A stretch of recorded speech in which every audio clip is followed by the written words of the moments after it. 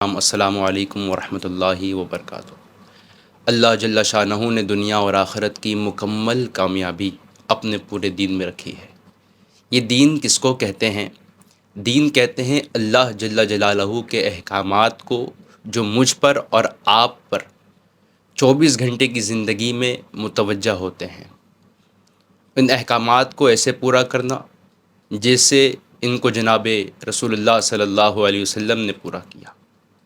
حضرت آدم علیہ السلام سے لے کر اب تک 1,24,000 انبیاء علیہ السلام اس دنیا میں آئے کم و بیش، اور سب نے آ کر یہی سبق سکھایا کہ یہ دنیا کی زندگی وقتی ہے، ایک گزرگاہ ہے، اور اس کو ہم ایسے گزاریں جیسے اللہ چاہتا ہے۔ تو اس دنیا کے بعد جب ہم دوسری دنیا میں جائیں گے تو پھر اللہ جل جلالہ ہمارے لیے وہ سب انتظام فرمائے گا جو ہماری مرضی کے مطابق ہوگا، جیسے ہم چاہیں گے۔ اور اگر ہم اس دنیا کے اندر اپنی زندگی گزارتے ہیں اور رب چاہی کو قربان کر دیتے ہیں، من چاہی کے اوپر اپنی خواہشات اور اپنے نفس کے تابع ہو کر چلتے ہیں، تو اس دنیا سے چلے جانے کے بعد ایک ہمیشہ ہمیشہ ہمیشہ کی خسران اور بربادی کی زندگی ہے جو میرا اور آپ کا انتظار کر رہی ہے، اور وہی مقدر ہوگی۔ اللہ نہ کرے ایسا ہو۔ تو اس دنیا میں اور آپ اپنی چلانے نہیں آئے ہیں، اللہ جل شانہ کی مان کر زندگی گزارنے کے لیے آئے ہیں۔ اور اللہ جل شانہ نے دین کو آسان رکھا ہے۔ دین بہت آسان ہے، بہت آسان ہے، کیونکہ اللہ جل شانہ میری اور آپ کی آسانی کو چاہتا ہے، ہمیں آسانی ہو۔ دین آسان ہے، بہت آسان ہے۔ یہاں اللہ کریم فرما رہا ہے کہ تم محنت کرو اللہ کے واسطے، اللہ کے لیے محنت کرو، اور ایسی محنت کرو کہ جیسی محنت کرنی چاہیے۔ اب اللہ کے لیے محنت کرنا کیا ہے؟ اللہ کے لیے محنت کرو۔ اللہ کے لیے محنت سے مراد اللہ کے دین کو سیکھو، ان احکامات پر اپنے آپ کو لانے کی کوشش کرو، اس پہ چلنے کی کوشش کرو، نفس کو رب چاہی پر راضی کرو۔ نفس کو یہ سمجھاؤ بیٹھ کر کہ دیکھ، میں نے اس دنیا میں ہمیشہ نہیں رہنا ہے، مجھے ایک دن اس دنیا سے چلے جانا ہے۔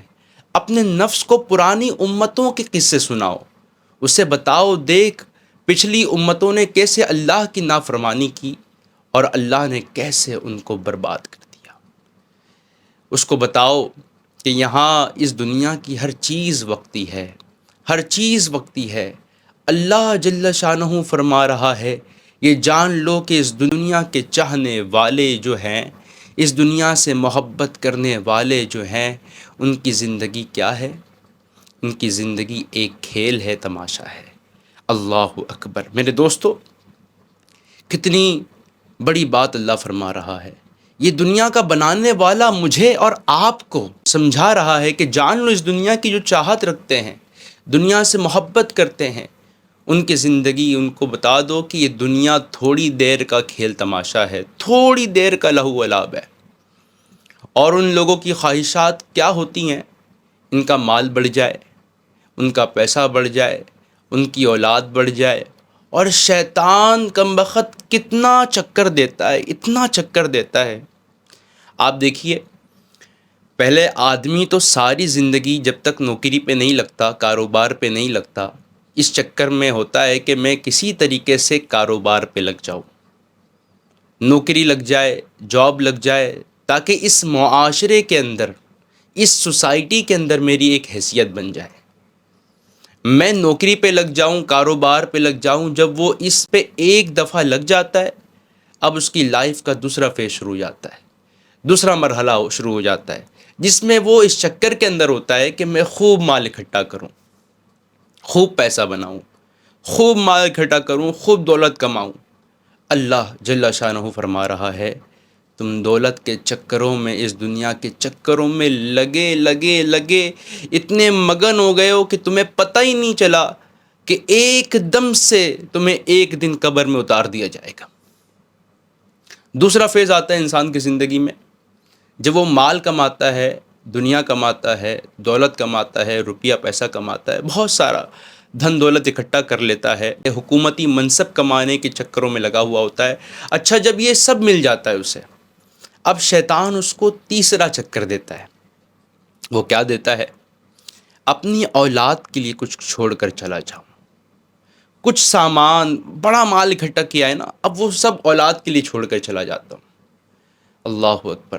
میرے ایک جاننے والے ہیں، اب جا کر کہیں ان کو بات سمجھ آئی کہ وہ تھوڑے سے دیندار ہوئے، ہمارے ساتھ بیٹھنے لگے، تعلقات قائم ہوا ان سے ہمارا، تو ان کے دل میں اللہ نے وہ دنیا کے اسرار کھولنے شروع کیے۔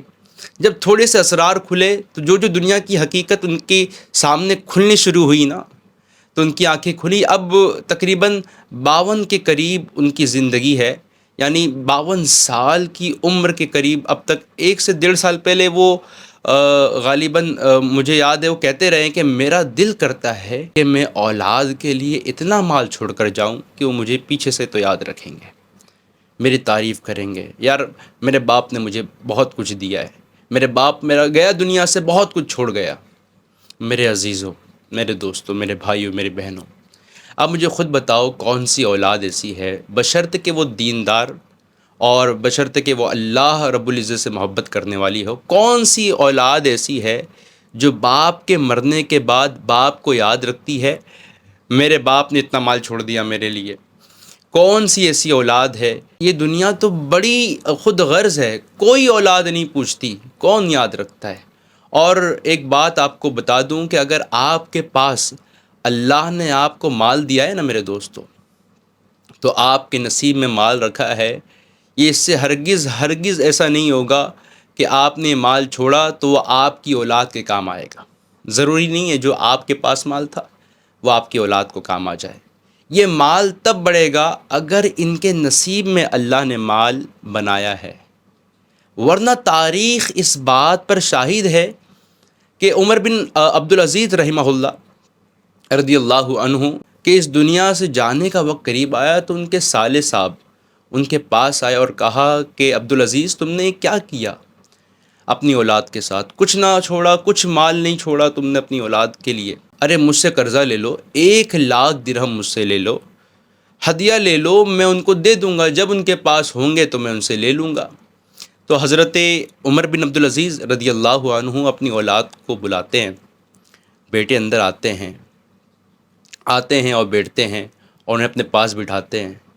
ابھی مرض الوفات میں تھے، وقت قریب تھا، اٹھ کے بیٹھ گئے اور فرمانے لگے بیٹا دیکھ، میں نے تجھ کو تقوی سکھایا ہے، تم سب کو نیکی سکھایا ہے، اللہ سے ڈرنا سکھایا ہے، کیونکہ بیٹا میں نے تمہیں کچھ اور اس لیے نہیں سکھایا کیونکہ میں اللہ کی آگ میں جلنے کی تاب نہیں رکھتا۔ اور پھر اپنے سالے سے فرمانے لگے کہ دیکھو اگر میری اولاد بڑی ہو کر نیک ہوگی تو میں اللہ سے یہ گمان رکھتا ہوں کہ اللہ جل شانہ میری اولاد کی کفالت فرمائے گا۔ کتنا توکل، کفالت فرمائے گا، ان کی زندگیوں میں برکت ڈالے گا، اور اگر یہ میری اولاد اللہ کی نافرمان نکلی تو میرا ان سے کوئی واسطہ نہیں ہے۔ اور تاریخ اس بات کی شاہد ہے کہ ایک وقت آیا کہ حضرت عمر بن عبدالعزیز رحمہ اللہ کے بیٹے مختلف علاقوں کے گورنر بنے، اور ایک وقت میں ایک ہزار گھوڑے سامان سے بھر کر اللہ کے راستے میں بھیجا کرتے تھے۔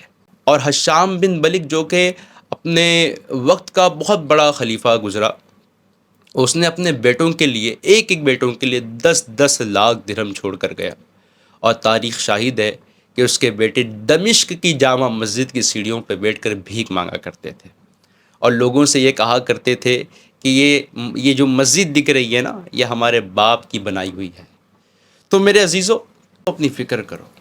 تو میں آپ کے سامنے عرض کر رہا تھا، اس زندگی کو ایسے گزارو جیسے اللہ جل شانہ کو پسند ہے، اور اللہ جل شانہ نے اس زندگی کی کامیابی کے لیے اپنے دین کو شرط رکھا ہے۔ تو اللہ جل شانہ نے میری آپ کی کامیابی اپنے احکامات میں رکھے ہے۔ اللہ کا ایک حکم ٹوٹے سمجھو بہت بڑی ناکامی کی طرف میں اور تم چل پڑے۔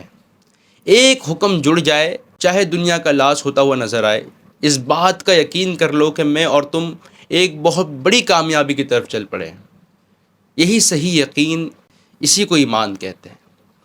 حضرت عیسیٰ علیہ السلام فرماتے ہیں کہ اگر تمہارے دل میں اتنا ایمان آ جائے جتنا کہ رائی کا دانہ ہے تو تم پانی پہ چلنا شروع کر دو۔ ہمارا مقصد دنیا میں آنے کا یہی ہے۔ یہاں سے صحیح یقین ہم کتنا لے کر جاتے ہیں کہ اللہ ہی کرنے والا ہے۔ بھائی جب اس بات کا یقین ہو جائے گا کہ جو کچھ جہاں جہاں سے ہوتا ہے، جو کچھ ہوتا ہوا نظر آ رہا ہے، یہ کرنے والا بس اللہ ہے، یہ اللہ کی ذات کر رہی ہے، تو پھر اللہ کے حکموں پر آنا آسان ہو جائے گا۔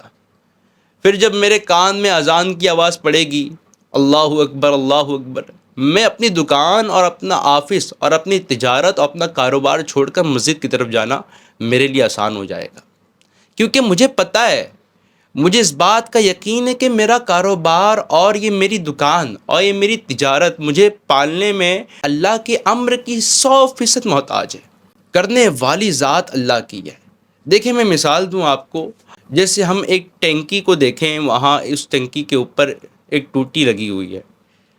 اب جب ٹوٹی کھولیں تو نظر آ رہا ہے کہ پانی تو ٹوٹی سے نکل رہا ہے۔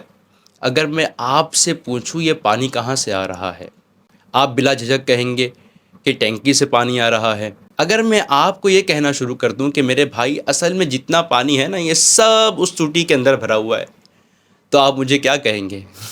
آپ مجھے سمجھائیں گے نہیں مولانا صاحب ایسے نہیں ہے، یہ پانی اس ٹوٹی سے نکلتا ہوا تو نظر آ رہا ہے، لیکن اصل میں یہ جو اوپر آپ ٹینکی دیکھ رہے ہیں نا، پانی اسی سے آ رہا ہے۔ آپ کو نظر نہیں آ رہا، یہ اس ٹینکی کو اس ٹوٹی کی ضرورت نہیں ہے، یہاں تو کوئی دوسری ٹوٹی بھی لگ جائے گی تب بھی پانی نکل جائے گا، لیکن اگر اس ٹوٹی کے اوپر پانی کا ٹینک نہ لگا ہوا ہو تو پانی نہیں نکل سکتا۔ چاہے آپ اس ٹوٹی کو کتنی مرتبہ کھولیں اور بند کریں، بالکل اسی طریقے سے ہماری یہ جو نوکریاں ہیں اور ہماری تجارت ہے، ہمارا کاروبار ہے، میرے عزیزو، یہ 100% مجھے تمہیں فائدہ پہنچانے میں، ہماری ضرورت کو پورا کرنے میں، ہمیں راحت اور آرام دینے میں اللہ کے امر کے محتاج ہے۔ اللہ چاہے گا تو یہ ہمیں فائدہ دے گا، اللہ نہیں چاہے گا تو ہمیں فائدہ نہیں ملے گا۔ اللہ جل شانہ فرما رہا ہے، اس دنیا پر جتنے بھی حالات آتے ہیں اور تمہاری اپنی جانوں پر جتنے بھی حالات آتے ہیں، تم بیمار پڑتے ہو، صحت مند ہوتے ہو، آنکھیں ہوتے ہوئے دیکھ سکتے ہو، کبھی نہیں دیکھ سکتے، کانوں سے کبھی سن سکتے ہو، اور ایسا بھی ہوتا ہے کہ کان ہونے کے باوجود آپ نہیں سن سکتے۔ جو کچھ بھی تمہارے ساتھ ہوتا ہے وہ سب کا سب ایک کتاب میں پہلے سے لکھ دیا گیا ہے۔ کس نے لکھا ہے؟ اللہ رب العزت نے اس کتاب میں لکھ دیا ہے، اور یہ سب کچھ جو لکھا گیا ہے اسے تقدیر کہتے ہیں۔ تقدیر میں لکھا ہے وہ ساری چیزیں آپ کے ساتھ ہو رہی ہے، تو پھر ہم کیوں اللہ کی نافرمانی کریں جب ہمیں پتہ ہے کہ ہر چیز اللہ جل شانہ کی طرف سے ہو رہی ہے۔ اسی وجہ سے میرے عزیزو، اللہ کے حکموں پر اپنی زندگی کو لانے کی کوشش کرو، یہ اصل امتحان ہے۔ آپ یقین کریں، دو چیزیں اللہ نے اس دنیا میں بہت تھوڑی اتاری ہیں، ایک اچھے اخلاق بہت تھوڑے اترے ہیں، اور ایک صحیح یقین۔ یہ دونوں چیزیں نا بہت تھوڑی سی اتری ہیں، اور یہ محنت کے بغیر اور مانگے بغیر نہیں ملتی۔ اس پر غور کرو، اللہ اس کے لیے محنت کرنے کا حکم فرما رہا ہے، اور محنت کرو اللہ کے واسطے، جو چاہیے اس کی محنت، جس محنت کی ضرورت ہے ایسی محنت کرو کہ کہیں اللہ جل شانہ نے نہیں فرمایا کہ محنت کرو مال کمانے کے لیے، محنت کرو فیکٹریاں بنانے کے لیے، محنت کرو تجارت کرنے کے لیے، محنت کرو فلاں کام کرنے کے لیے۔ نہیں، اپنے سے تعلق جوڑنے کے لیے محنت کرو، اللہ سے تعلق جوڑنے کے لیے محنت کرو، کیونکہ اس کے لیے اگر تم محنت نہیں کرو گے تو یہ تعلق نہیں جوڑے گا اللہ سے۔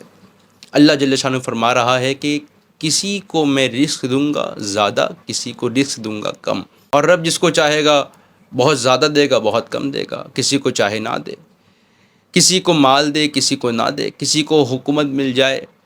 اللہ تعالیٰ جس کو جو چاہے دے دے، اسی کا زور چلے گا، کیونکہ وہ بادشاہ ہے، وہ ایسا بادشاہ ہے کہ سارے بادشاہ اس کے محتاج ہیں۔ اللہ کریم وہ بادشاہ ہے جس کو جو چاہے دے دے، وہ تو بادشاہوں کو بادشاہ بنانے والا بادشاہ ہے۔ اللہ جل شانہ فرما رہا ہے کہ میں ایسا بادشاہ ہوں کہ دنیا کے سارے انسان، جنات، ملائکہ، یہ سب مل کر بھی اگر میرے فرما بردار ہو جائیں تو میری عزت میں کوئی اضافہ نہیں کر سکتے، اور سب کے سب اگر نافرمان ہو جائیں تو یہ میری بادشاہت میں کوئی ایک کمی بھی نہیں لا سکتے۔ تو میرے عزیزو دیکھو، یہ وقت صحیح یقین بنانے کا ہے، اور یہ یقین صحیح ہو گیا تو تمہارا جسم تمہیں ان اعمال پر لگائے گا جس سے اللہ کی رضا ملتی ہے، اور یہی تمہارا میرا اس دنیا میں آنے کا مقصد ہے۔ اللہ پاک ہمیں اپنی زندگیوں کو بدلنے کی توفیق عطا فرمائے، اپنے تعلق کو جوڑنے کی توفیق عطا فرمائے۔ اللہ ہمیں اپنے قریب کرے اور ہم اللہ کے قریب ہو جائیں۔ اس دنیا میں آنے کے جو مقاصد ہیں انسان کے، اللہ کریم ہمیں اصل مقاصد کو پورا کرنے کی توفیق عطا فرمائے۔